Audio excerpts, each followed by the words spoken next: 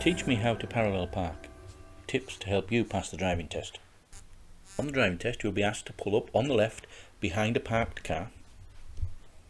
You'll then be asked to pull up alongside it and reverse back as though you're reversing in between two parked cars within 2 car lengths and ending up parallel to the curb.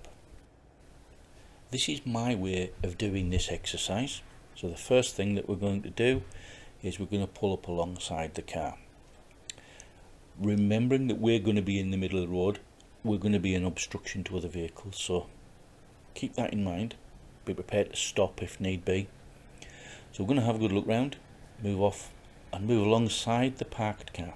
As we get alongside the parked car, we want to stop so that the end of our car is in line with the end of their car. This is the picture you will need to see, the end of their car in the corner of that door window. Once we've got the car lined up, we're going to select reverse gear, we're going to have a good look round us, and we're going to steer to the left full lock, and we're going to hold it for a count of 3. 1 and 2 and 3, and now we're going to take the steering off. This will put us in aiming towards the curb now, and all we're going to do is use the door mirror as we keep looking round to see when we're close to the curb, and when we're close to the curb we're going to steer the car away from the curb full lock to the right, and we're just going to keep looking, and as we come in straight and parallel to the curb we're going to take the steering off